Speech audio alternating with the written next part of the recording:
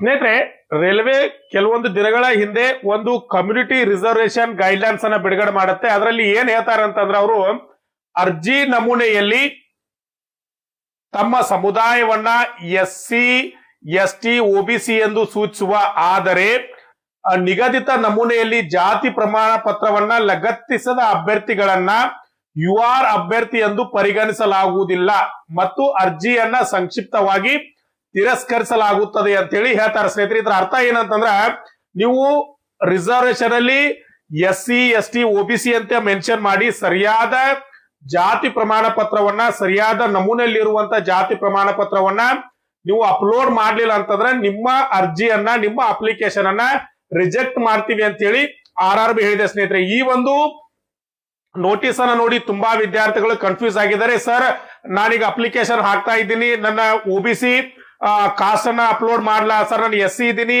ನನ್ನ caste certificate ಸರಿಯಾಗಿದೆಯಾ, ನನ್ನ OBC ಸರ್ಟಿಫಿಕೇಟ್ ಸರ್ ನಾನು ತೆಗಿಸಿ 2 ವರ್ಷ ಆಯ್ತು, ನಾನು ಅಪ್ಲೋಡ್ ಮಾಡ್ಲಾ ಅಂತ ಈಗ ಹಲವಾರು ಪ್ರಶ್ನೆಗಳು ನಿಮ್ಮ ಮನಸ್ಸಿನಲ್ಲಿ ಇರ್ಬೋದು. ಆ ಎಲ್ಲಾ ಪ್ರಶ್ನೆಗಳಿಗೆ ಇವತ್ತಿನ ವಿಡಿಯೋದಲ್ಲಿ ಒಂದು ಏನಂತಂದ್ರ ಉತ್ತರವನ್ನ ಕಂಡುಕೊಳ್ಳೋಣ. ಯಾಕಂದ್ರೆ ಅಪ್ಲಿಕೇಶನ್ ಹಾಕೋದಕ್ಕಿಂತ ಮುಂಚೆ ಈ ಒಂದು ಮಾಹಿತಿಯನ್ನ ಸರಿಯಾದ ರೀತಿಯಲ್ಲಿ ನೀವು ಕ್ಲಾರಿಫಿಕೇಶನ್ ಮಾಡ್ಕೊಂಡು ಏನಂತಂದ್ರೆ ಅಪ್ಲಿಕೇಶನ್ ಹಾಕ್ಬೇಕಾಗ್ತದ.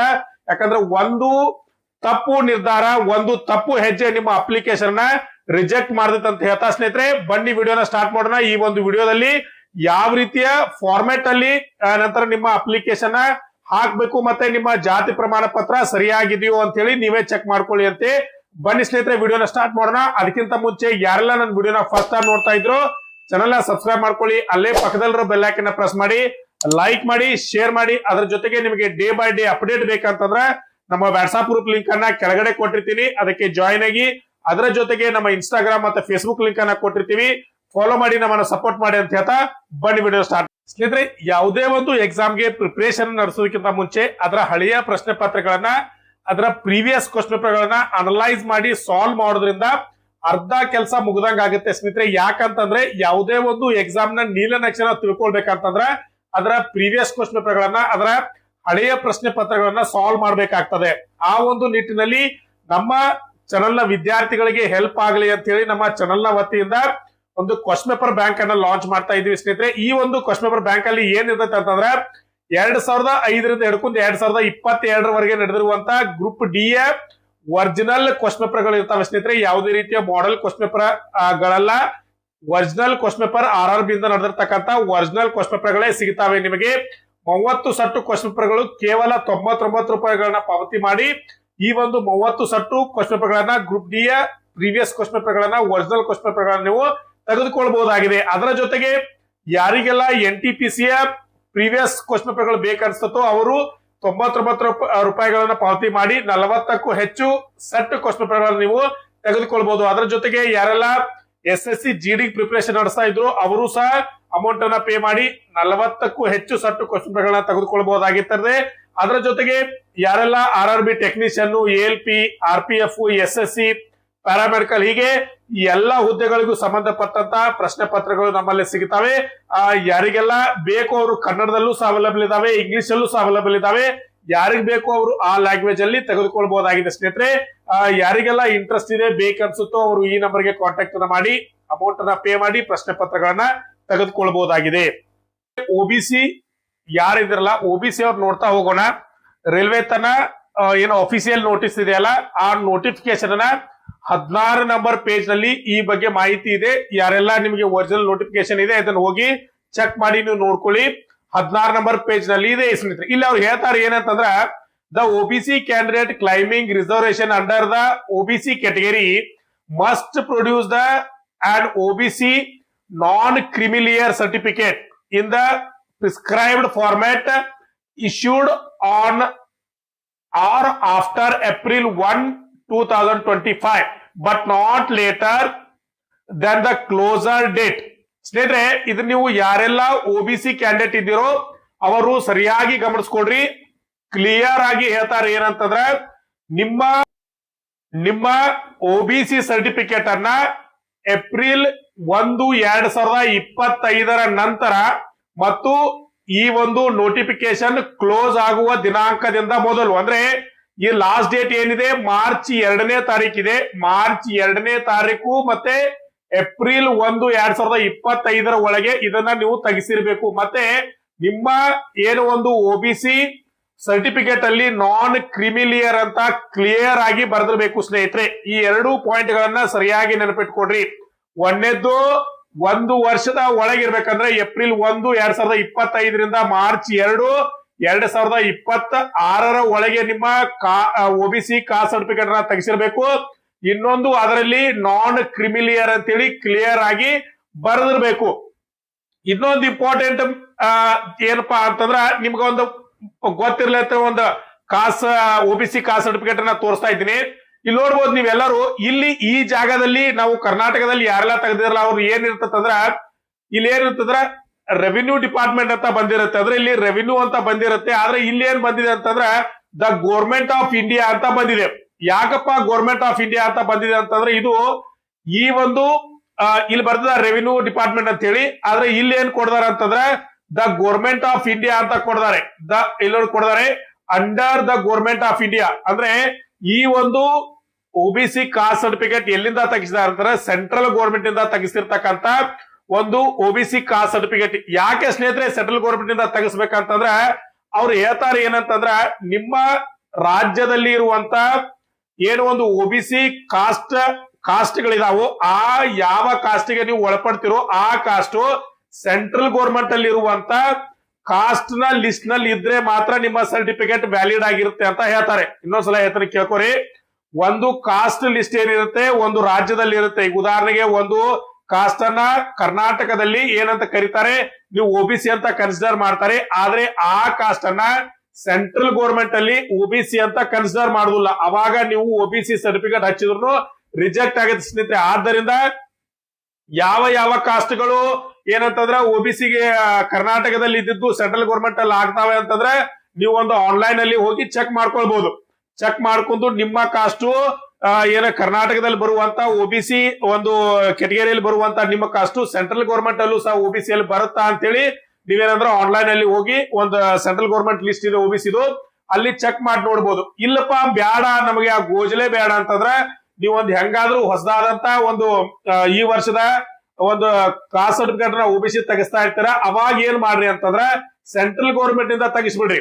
ಸೆಂಟ್ರಲ್ ಗೌರ್ಮೆಂಟ್ ಇಂದ ನಿಮ್ಗೆ ಬತ್ ಅಂತಂದ್ರೆ ನೀವು ಅರ್ಥ ಮಾಡ್ಕೊಡ್ರಿ ನಿಮ್ಮ ಕಾಸ್ಟ್ ಏನು OBC ಕಾಸ್ಟ್ ಸರ್ಟಿಫಿಕೇಟ್ ಇದೆಯಲ್ಲ ವ್ಯಾಲಿಡ್ ಇದೆ, ಸೆಂಟ್ರಲ್ ಗೌರ್ಮೆಂಟ್ ಇಂದಾನೆ ವ್ಯಾಲಿಡ್ ಅಂತ ಹೇಳಿ ಕ್ಲಿಯರ್ ಆಗ್ಬಿಡುತ್ತೆ. ಯಾವುದೇ ರೀತಿಯ ಗೊಂದಲ ಇರುವುದಿಲ್ಲ. ಇಲ್ಲಿ OBC ಅವ್ರಿಗೆ ಇನ್ನೊಂದ್ಸಲ ಹೇಳ್ತೀನಿ 3 ಪಾಯಿಂಟ್ ಅನ್ನು ನೆನಪಿಟ್ಕೊಡ್ರಿ. ಒಂದನೇದು ನಿಮ್ಮ ಕಾಸ್ಟ್ ಸರ್ಟಿಫಿಕೇಟ್ 1 ವರ್ಷದ ಒಳಗಿರ್ಬೇಕು. ಅಂದ್ರೆ ಏಪ್ರಿಲ್ 1, 2025 ಹಿಡ್ಕೊಂಡು ಮಾರ್ಚ್ 2, 2026 ಒಳಗೆ ತೆಗೆದಿರ್ಬೇಕು. ಇನ್ನೊಂದು ಅದ್ರ ಮೇಲೆ ಕ್ಲಿಯರ್ ಆಗಿ ನಾನ್ ಕ್ರಿಮಿಲಿಯರ್ ಅಂತ ಬರೆದಿರ್ಬೇಕು. ಇನ್ನೊಂದು ಇಂಗ್ಲಿಷ್ ಅಲ್ಲಿ ಇರ್ಬೇಕು. ಮತ್ತೆ ಸೆಂಟ್ರಲ್ ಗೌರ್ಮೆಂಟ್ ಇಂದ ತೆಗೆಸಿದ್ರೆ ತುಂಬಾ ಒಳ್ಳೇದಾಗತ್ತೆ ಸ್ನೇಹಿತರೆ. ಇದಂತೂ OBC ಕ್ಯಾಂಡಿಡೇಟ್ ಗೆ ಆಯ್ತು, ಕ್ಲಿಯರ್ ಆಯ್ತು ಅಂತ ಅನ್ಕೋತೀವಿ. ಇನ್ನೊಂದು OBC ಅವ್ರು ಏನ್ ಗಮನಿಸ್ಬೇಕಂತಂದ್ರೆ RRB ಒಂದ್ ಏನಂತಂದ್ರೆ ಫಾರ್ಮೆಟ್ ಅನ್ನ ಕೊಡುತ್ತೆ. ಈ ಫಾರ್ಮೆಟ್ ಅಲ್ಲಿ ಆಲ್ಮೋಸ್ಟ್ ನಮ್ಮ ರಾಜ್ಯ ಸರ್ಕಾರದಲ್ಲಿ ಕೊಡುವಂತ ಒಂದೇನ ನೆಮ್ಮದಿ ಕೇಂದ್ರದಿಂದ ತೆಗೆದುಕೊಳ್ಳುವಂತ ಏನೊಂದು ಫಾರ್ಮೆಟ್ ಇದೆಯಲ್ಲ ಸೇಮ್ ಇರುತ್ತೆ. ಆದ್ರೆ ಒಂದ್ಸಲ ಚೆಕ್ ಮಾಡ್ಕೊಡ್ರಿ. ಇಲ್ಲಿ ನಿಮ್ ಹೆಸರು ಇರುತ್ತೆ, ಯಾರ ಮಗ ಯಾರ ಮಗಳು ಅಂತ ಕೊಟ್ಟಿರುತ್ತೆ. ಇಲ್ಲಿ ವಿಲೇಜ್ ಮತ್ತೆ ಟೌನ್ ಕೊಟ್ಟಿರ್ತಾರೆ, ಡಿಸ್ಟಿಕ್ ಅನ್ನ ಕೊಟ್ಟಿರ್ತಾರೆ. ನೀವು ಇಲ್ಲಿ ಯಾವ ಕಮ್ಯುನಿಟಿಗೆ ಅಥವಾ ಯಾವ ಕಾಸ್ಟಿಗೆ ಹೋಗಿ ಕೊಟ್ಟಿರ್ತಾರೆ ಅಂತ ಕ್ಲಿಯರ್ ಆಗಿ ಬರೆದಿರ್ತಾರೆ. ಇವೆಲ್ಲವೂ ಏನಂತಂದ್ರೆ ಸಂವಿಧಾನ ನಿಮ್ಮ ಯಾವ ಆಧಾರದ ಮೇಲೆ ಯಾವ ಕಲಮಿನ ಮೇಲೆ ನಿಮ್ಗೆ ಏನಂತಂದ್ರೆ ಒಂದು ಈ ಮೀಸಲಾತಿಯನ್ನು ಕೊಟ್ರಿ ಅಂತ ಕೊಟ್ಟಿರ್ತಾರೆ. ಇದನ್ನ ಹೊರತುಪಡಿಸಿದ್ರೆ ಇಲ್ಲಿ ಕೆಳಗಡೆ ನೋಡ್ಬೋದು ನೀವು, ಇಲ್ಲಿ ಕೊಡ್ತಾರೆ ಏನಪ್ಪಾ ಅಂತಂದ್ರೆ ಯಾರ ಹೆಸರು ಮತ್ತೆ ಸೀಲನ್ನು ಸಹ ಇಲ್ಲಿ ಕೊಟ್ಟಿರ್ತಾರೆ. ಈ ಒಂದು ಫಾರ್ಮ್ಯಾಟ್ ನಲ್ಲಿ ಇತ್ತಂತಂದ್ರೆ ನಿಮ್ಮ ಕಾಸ್ಟ್ ಸರ್ಟಿಫಿಕೇಟ್ ವ್ಯಾಲಿಡ್ ಅಂತ ಅರ್ಥ. ಇದು ಯಾರಂತಾರೆ OBC ಅವ್ರಿಗೆ ಸೇಮ್ ಫಾರ್ಮೆಟ್ ನಾನು ಅವಾಗಲೇ ಹೇಳಿದೆ. ಈ ಫಾರ್ಮೆಟ್ ಅಲ್ಲಿ ಇರ್ಬೇಕು, 1 ವರ್ಷದ ಒಳಗಡೆ ತೆಗೆದಿರ್ಬೇಕು, ನಾನ್ ಕ್ರಿಮಿಲಿಯರ್ ಅಂತ ಬರೆದಿರ್ಬೇಕು, ಮತ್ತೆ ಸೆಂಟ್ರಲ್ ಗೌರ್ಮೆಂಟ್ ಇಂದ ತೆಗೆದಿದ್ರೆ ಒಳ್ಳೇದು, ಇಂಗ್ಲಿಷ್ ಅಲ್ಲಿ ಇರ್ಬೇಕು. ಇನ್ನು ಯಾರೆಲ್ಲ ಇದನ್ನ ಬಿಟ್ರೆ ನೆಕ್ಸ್ಟ್ ಇನ್ನೊಂದ್ ಏನಪ್ಪಾ ಅಂದ್ರೆ SC ST ಇದಿರೋ, ಈಗ ಅವ್ರಿಗೆ ಹೇಳ್ತೀನಿ ಸ್ವಲ್ಪ ತಿಳ್ಕೊಡ್ರಿ. SC ST ಇದಿರೋ ಅವರು ಈ ಫಾರ್ಮೆಟ್ ನಲ್ಲೇ ಇರ್ಬೇಕು. ಈಗಾಗಲೇ ನಿಮಗೆ ತೋರಿಸಿದ್ನಲ್ಲ OBC ತೋರಿಸಿದೆ, ಅದೇ ಸೇಮ್ ಫಾರ್ಮೆಟ್ ಅಲ್ಲಿ ಬರುತ್ತೆ. ಇಲ್ಲಿ ನೋಡ್ಬೋದು ನಿಮ್ ಹೆಸರು ಇರುತ್ತೆ. ಇಲ್ಲಿ ನೋಡ್ರಿ ಅವಾಗ ಸೇಮ್ ಇದೆ. ನಿಮ್ ಹೆಸರು, ವಿಲೇಜು, ಟೌನು, ಸಬ್ ಕಾಸ್ಟ್ ಕ್ಲಿಯರ್ ಆಗಿ ಬರ್ದಿರ್ಬೇಕು. ಯಾವ ಕಾಸ್ಟಿಗೆ ನೀವು ಒಳಪಡ್ತೀರಾ ಅಂತ ಹೇಳಿ ಇವೆಲ್ಲವೂ ಇಲ್ಲಿ ಇರ್ತಾವೆ. ಆಮೇಲೆ ಇಲ್ಲಿ ಕೆಳಗಡೆ ಏನಂತಂದ್ರೆ ನೇಮು, ಡಿಸಿಗ್ನೇಷನ್, ಸೀಲು ಇವೆಲ್ಲವೂ ಇರ್ತತಿ. ಮತ್ತಿಲ್ಲಿ ಇನ್ನೊಂದೇನ್ ಕೊಡ್ತಾರ ಅಂದ್ರೆ ಯಾರೆಲ್ಲ ಇದನ್ನ ಕೊಡ್ಬೋದು ಅಂತೇಳಿ ಇಶ್ಯೂ ಮಾಡ್ಬೇಕಂತ ಕೊಟ್ಟಿರ್ತಾರೆ. ನೋಡ್ಲಿ, ಡಿಸ್ಟ್ರಿಕ್ಟ್ ಮ್ಯಾಜಿಸ್ಟ್ರೇಟ್ ಇಂದ ತೆಗೆದುಕೊಳ್ಬಹುದು, additional district magistrate, collector, deputy commissioner, additional deputy commissioner, deputy collector ಇವೆಲ್ಲವೂ ಇಲ್ಲಿ ಕೊಡ್ತಾರೆ. ಇವ್ರು ಯಾರಾದ್ರೂ ನಿಂದ ನೀವು ತಗೊಂಡ್ರು ಅದೇನಂತಂದ್ರೆ ಇಲ್ಲಿ ತಾಲೂಕಾ ಮ್ಯಾಜಿಸ್ಟ್ರೇಟ್ ಇವೆಲ್ಲವೂ ಏನಂತಂದ್ರೆ ಯಾರಿಂದ ತೆಗೆದುಕೊಂಡ್ರು ಸಹ ಏನಂತಂದ್ರೆ ವ್ಯಾಲಿಡ್ ಆದಂತದ್ದೇ ಇರ್ತೈತಿ. ಇಲ್ಲಿ ಇನ್ನೊಂದ್ ಏನಪ್ಪಾ ಅಂತಂದ್ರೆ ನಾನು ಅವಾಗಲೇ ಹೇಳಿದೆ, OBC ಅವ್ರಿಗೆ 1 ವರ್ಷ ಇದೆ ಅಂತ ಹೇಳಿ. ಹಾಗಾದ್ರೆ SC ST ಅವರಿಗೆ ಕಾಸ್ಟ್ ಸರ್ಟಿಫಿಕೇಟ್ ಎಷ್ಟು ವರ್ಷ ಒಳಗೆ ತೆಗೆದಿರ್ಬೇಕಂತಂದ್ರೆ ಇಲ್ಲಿ ಯಾವುದೇ ರೀತಿಯಿಂದ ಲಿಮಿಟ್ ಇಲ್ಲ. ಆದ್ರೆ ನಿಮ್ಮ ಕಾಸ್ಟ್ ಸರ್ಟಿಫಿಕೇಟ್ ಮೇಲೆ ಲೈಫ್ ಟೈಮ್ ಅಂತ ಬರ್ದಿರ್ಬೇಕು. ಯಾಕಂದ್ರೆ ಈಗ ತೆಗೆದಿರುವಂತ ಕಾಸ್ಟ್ ಸರ್ಟಿಫಿಕೇಟ್ ಮೇಲೆ ಜೀವಿತಾವಧಿಗೆ ಅಂತ ಬರ್ದಿರ್ತಾರೆ, ಲೈಫ್ ಟೈಮ್ ಅಂತ ಬರ್ದಿರ್ತಾರೆ. ಆ ತರ ಬರ್ದಿದ್ರೆ ಆಯ್ತು, ಏನ್ ಬೇರೆ ಸಮಸ್ಯೆ ಇಲ್ಲ. ಆದ್ರೆ ಆ ಒಂದು ಲೈನ್ ಅನ್ನ ಬರ್ದಿರ್ಬೇಕು. ಇನ್ನೊಂದ್ ಏನಪ್ಪಾ ಅಂತಂದ್ರೆ ಇಂಗ್ಲಿಷ್ ನಲ್ಲಿ ಇದ್ರೆ ಬೆಟರ್. ಯಾರೆಲ್ಲ SC ST ಇದ್ರು ಅವರು ಏನಂತಂದ್ರೆ ಒಂದು ಇಂಗ್ಲಿಷ್ ನಲ್ಲಿ ಇದ್ರೆ ನೀವು ಕ್ಲಿಯರ್ ಆಗತ್ತೆ ಅಂತ ಅರ್ಥ. ಇಷ್ಟು ಮಾಹಿತಿ ಕೊಡ್ಬೇಕಾಗಿತ್ತು. ಯಾಕಂದ್ರೆ ತುಂಬಾ ಜನರಿಗೆ ಕಾಸ್ಟ್ ಸರ್ಟಿಫಿಕೇಟ್ ಮೇಲೆ ತುಂಬಾ ಏನಂತಂದ್ರೆ ಸಮಸ್ಯೆಗಳಾಗ್ತವೆ. ಆದ್ದರಿಂದ ಒಂದು ಕ್ಲಾರಿಫಿಕೇಶನ್ ಆದ್ರೆ ಉಪಯೋಗ. ಇನ್ನೊಂದೇನಪ್ಪಾ ಅಂದ್ರೆ ಎಕನಾಮಿಕ್ ಬ್ಯಾಕ್ವರ್ಡ್ ಕ್ಲಾಸಸ್ ಅದು ಒಂದು ಸರ್ಟಿಫಿಕೇಟ್ ಇದೆ. ಆಲ್ಮೋಸ್ಟ್ ನೀವು ಅದನ್ನ ಸೆಂಟ್ರಲ್ ಗೌರ್ಮೆಂಟ್ ಅದನ್ನ ತೆಗೆಸಿರ್ತೀರಾ, ಅದರಲ್ಲಿ ಏನು ಸಮಸ್ಯೆ ಆಗುದಿಲ್ಲ. ಯಾಕಂದ್ರೆ ಆಲ್ರೆಡಿ ಅದನ್ನ ಸೆಂಟ್ರಲ್ ಗೌರ್ಮೆಂಟ್ ಅಂತಾನೆ ಕೊಟ್ಟಿರ್ತಾರೆ, ಅದನ್ನ ಅವರು ಅಕ್ಸೆಪ್ಟ್ ಮಾಡ್ತಾರೆ, ಏನು ಸಮಸ್ಯೆ ಆಗುದಿಲ್ಲ. ಇಲ್ಲ ಸಮಸ್ಯೆ ಆಗುದಂತಂದ್ರೆ OBC ಸರ್ಟಿಫಿಕೇಟ್ ಮಾತ್ರ. ಯಾಕಪ್ಪ OBC ಸರ್ಟಿಫಿಕೇಟ್ ಆಗತ್ತೆ ಅಂದ್ರೆ ಕೆಲವೊಂದು ಜಾತಿಗಳು ಕರ್ನಾಟಕದಲ್ಲಿ OBCಗೆ ಸೇರಿದ್ರೆ ಅವು ಸೆಂಟ್ರಲ್ ಗೌರ್ಮೆಂಟ್ ಲಿಸ್ಟ್ ಅಲ್ಲಿ ಇರುವುದಿಲ್ಲ. ಅವಾಗ ನೀವು ಅದನ್ನೇ ಅಪ್ಲೋಡ್ ಮಾಡಿದ್ರೆ ನಿಮ್ಮ ಏನಾಗುತ್ತೆ, ನಿಮ್ಮ ಅಪ್ಲಿಕೇಶನ್ ರಿಜೆಕ್ಟ್ ಆಗುತ್ತೆ. ಇಷ್ಟ ತಲೆಯಾಗಿಟ್ಕೊಂಡ್ಬಿಡ್ರಿ. ನಿಮ್ಮ ಅಪ್ಲಿಕೇಶನ್ ಇವೆಲ್ಲವೂ ಒಂದ್ಸಲ ಚೆಕ್ ಮಾಡ್ಕೊಂಡು ಏನಂತಂದ್ರೆ ಅಪ್ಲಿಕೇಶನ್ ಅನ್ನ ಹಾಕ್ರಿ ಸ್ನೇಹಿತರೆ. ಇನ್ನೂ ಟೈಮ್ ಇದೆ, 2 ಮಾರ್ಚ್ ವರೆಗೆ ಟೈಮ್ ಇದೆ. ಯಾರೆಲ್ಲ ನಿಮ್ಮ ಕಾಸ್ಟ್ ಸರ್ಟಿಫಿಕೇಟ್ ಇದ್ರು ಒಂದ್ಸಲ ಕ್ರಾಸ್ ಚೆಕ್ ಮಾಡ್ಕೊಡ್ರಿ. ಇರ್ಲಿಲ್ಲ ಅಂತಂದ್ರ ಹೀಗೆ ಅಪ್ಲೈ ಮಾಡಿ. ಏನಂತಂದ್ರೆ ಬಹಳ ಅಂದ್ರೆ ಒಂದು 7-8 ದಿನದಲ್ಲಿ 21 ದಿನ ಇದೆ. ಆದ್ರೆ ಅದಕ್ಕಿಂತ ಮೊದಲೇನೆ ಕೊಡ್ತಾರೆ. ಸ್ವಲ್ಪ ರಿಕ್ವೆಸ್ಟ್ ಮಾಡ್ಕೊಂಡು ಸ್ವಲ್ಪ ಜಲ್ದಿ ತಕ್ಕೊಂಡು ಸರಿಯಾದ ರೀತಿಯಲ್ಲಿ ಸರಿಯಾದ ಡಿವಿಷನ್ ಅನ್ನ ಮೊದಲ ಜೋನ್ ಅನ್ನ ಆರಿಸ್ಕೊಡ್ರಿ. ಆಮೇಲೆ ಸರಿಯಾದ ರೀತಿಯಿಂದ ಪೋಸ್ಟ್ ಪ್ರಿಫರೆನ್ಸ್ ಅನ್ನ ಕೊಡ್ರಿ, ಸರಿಯಾದ ರೀತಿಯಿಂದ ಅಪ್ಲಿಕೇಶನ್ ಹಾಕ್ರಿ. ಮತ್ತೆ ಇನ್ನೊಂದು ತಪ್ಪು ಏನಂತಂದ್ರೆ ಹರಿದಾಡ್ತಾ ಇದೆ, ಏನಂತಂದ್ರ ಕನ್ನಡದಲ್ಲಿ ಲ್ಯಾಂಗ್ವೇಜ್ ಇಲ್ಲ, ಎಕ್ಸಾಮ್ ಅನ್ನ ಕನ್ನಡದಲ್ಲಿ ಬರೆಯಕ್ ಕೊಡುದಿಲ್ಲ ಅಂತ ಹೇಳಿ ಅದೆಲ್ಲವೂ ತಪ್ಪು ಮಾಹಿತಿಗಳು. 100% ಕನ್ನಡದಲ್ಲಿ ಎಕ್ಸಾಮ್ ಇದೆ. ನೀವು ಅಪ್ಲಿಕೇಶನ್ ಹಾಕುವಾಗ ಕನ್ನಡ ಲ್ಯಾಂಗ್ವೇಜ್ ಅನ್ನ ನೀವು ಆಯ್ಕೆ ಮಾಡ್ಕೊಂಡ್ರಿ ಅಂತಂದ್ರೆ ಖಂಡಿತವಾಗಿಯೂ ಕನ್ನಡದಲ್ಲೇ ಎಕ್ಸಾಮ್ ಬರ್ಲಿಕ್ಕೆ ಅವಕಾಶವನ್ನು ಕೊಡ್ತಾರೆ. ಪೇಪರ್ ನಲ್ಲಿ ಬಂದಿತ್ತು, ಅಲ್ಲಿ ಬಂದಿತ್ತು ಅಂತ ತುಂಬಾ ಜನ ಫೋನ್ ಹಚ್ಚಿ ಕೇಳ್ತಾ ಇದಾರೆ. ಆ ರೀತಿ ಯಾವುದೂ ಇಲ್ಲ. ಅವ್ರು ಹೇಳುದು ಅದು ಡಿಪಾರ್ಟ್ಮೆಂಟಲ್ ಎಕ್ಸಾಮ್ಗಾಗಿ. ರೈಲ್ವೆದಲ್ಲಿ ಒಂದ್ಸಲ ನೀವು ಬಂದ್ರಿ ಅಂತಂದ್ರೆ ಮುಂದೆ ಡಿಪಾರ್ಟ್ಮೆಂಟಲ್ ಆಗಿ ಮುಂಬಡ್ತಿ ಪಡೆಯುವಂತ ಸಂದರ್ಭದಲ್ಲಿ ಎಕ್ಸಾಮ್ಗಾಗಿ ಅವ್ರು ಪೇಪರ್ದಾಗ ಕೊಡ್ತಾರ. ಈ ಗ್ರೂಪ್ ಡಿ ಬಗ್ಗೆ ಅವರು ಪೇಪರ್ದಾಗ ಕೊಟ್ಟಿಲ್ಲ. ಯಾರು ಕನ್ಫ್ಯೂಸ್ ಆಗ್ಲಿಕ್ಕೆ ಹೋಗಬೇಡಿ. ಎಕ್ಸಾಮ್ ಕನ್ನಡದಲ್ಲೇ ಇರ್ತೈತಿ. ನೀವು ಕನ್ನಡವನ್ನ ಆಯ್ಕೆ ಮಾಡ್ಕೊಂಡ್ರಿ ಅಂತಂದ್ರೆ ಕನ್ನಡದಲ್ಲೇ ಇರ್ತೈತಿ. ಈ ಒಂದು ಇದಕ್ಕೆ ಬೇಕಾದಂತ ಜೋನ್ ಅನ್ನ ಯಾವ್ದು ಆಯ್ಕೆ ಮಾಡ್ಕೊಳ್ಬೇಕು, ಪೋಸ್ಟ್ ಪ್ರಿಫರೆನ್ಸ್ ಅನ್ನ ಯಾವ್ದನ್ನ ಕೊಡ್ಬೇಕಂತ ನಿಮ್ಗೆ ಏನಾದ್ರು ಡೌಟ್ ಇತ್ತಂದ್ರೆ ನನ್ನ ಚಾನಲ್ ನಲ್ಲಿ ಇದ್ರ ಬಗ್ಗೆ ವಿಡಿಯೋಗಳನ್ನ ಮಾಡಿದೀನಿ, ಹೋಗಿ ಸರ್ಚ್ ಮಾಡಿ ಅದನ್ನ ನೋಡಿ. ಅದ್ರ ಮೇಲೂ ನಿಮ್ಗೆ ಏನಾದ್ರು ಡೌಟ್ ಇತ್ತಂದ್ರೆ ಕಮೆಂಟ್ ಬಾಕ್ಸ್ ಅಲ್ಲಿ ಕಮೆಂಟ್ ಮಾಡಿ. ಇಲ್ಲಾಂದ್ರೆ ನನ್ನ ಕಾಂಟ್ಯಾಕ್ಟ್ ನಂಬರ್ ಅನ್ನ ಕೊಟ್ಟಿರ್ತೀನಿ, ಡೈರೆಕ್ಟ್ ಆಗಿ ನನಗೆ ಕಾಲ್ ಮಾಡಿ ನೀವು ಕೇಳಬಹುದು ಸ್ನೇಹಿತರೆ.